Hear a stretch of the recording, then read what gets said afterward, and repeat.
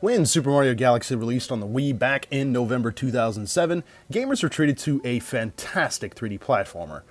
While the Wii was full of titles that catered to a more casual, motion-loving crowd, Nintendo opted to make a full-on Mario game that would not only appeal to the hardcore, but also to a more casual audience.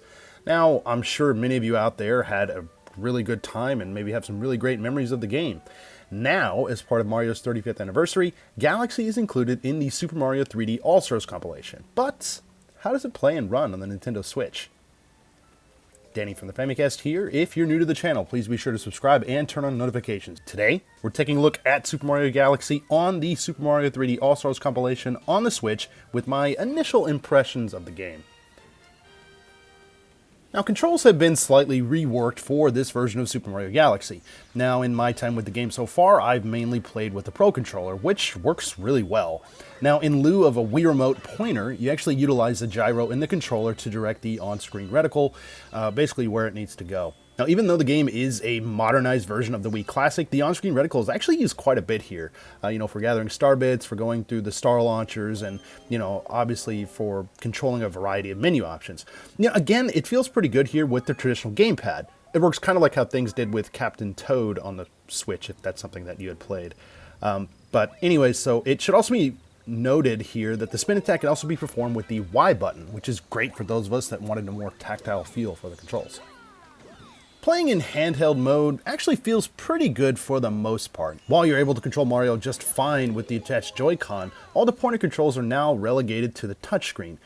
I'll be honest, it works perfectly fine, but I kind of have an issue with it because having to put your finger all over the touchscreen kind of gets in the way of the action. I think purists and old school gamers might not like this as an option. Now, you're also able to play the game with split Joy-Con, making the experience very similar to how it would have felt on the Wii. Now, the biggest and most obvious difference here from the Pro Controller is now that you have the ability to utilize the Joy-Con as a pointer. You can also simply shake the Joy-Con for a spin attack. Now, with the spin attack, though, you can also do this by pressing Y, so there is that option there. Now, one other thing to note here is that you can only use this method of control while playing on TV, or basically in TV mode. You're unable to use the pointer when it's in tabletop mode. It's not a huge deal, but it's something you should be aware of.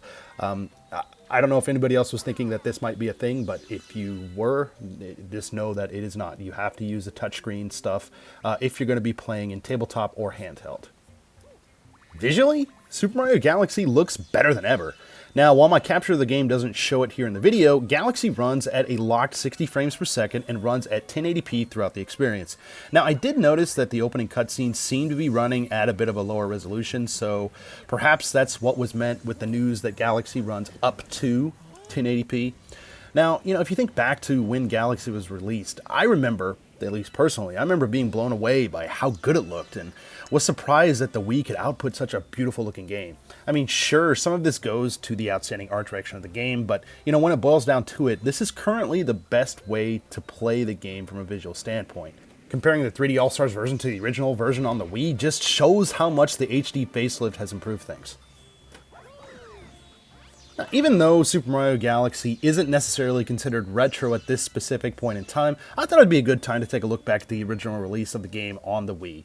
Now, of course, some of this information is already available on the Super Mario 3D All-Stars menus, but just in case you missed it, and also because it doesn't show all of the regional information, which I think is a kind of a weird miss, but Galaxy released in Japan on November 1st, 2007, and then later in North America on November 12th, with the European and Australian launches coming on November 16th and 29th, respectively. Now, the box art here remains the same across all regions. You have a playful Mario soaring through space with Luma at his side. Now, you can see some of the planetoids in the background that are featured in the game as well. Even all these years later, it's still a pretty slick box, and I think it really captures the aesthetics of the game and what Nintendo was going for here. These days, Galaxy is still relatively cheap on the resale sites, and here in Japan, you could even find it for around 1,000 yen, about $10 US, with the package and manual. So, if it's something that you want to pick up for your collection, I'd say you better snap this up now while it's cheap before the kids that grew up with Galaxy and the Wii send the price soaring through the stratosphere a few years down the road. Super Mario Galaxy plays and looks better than ever in 3D All-Stars. Even when the game was released all those years later on the Wii in standard definition, it looked fantastic.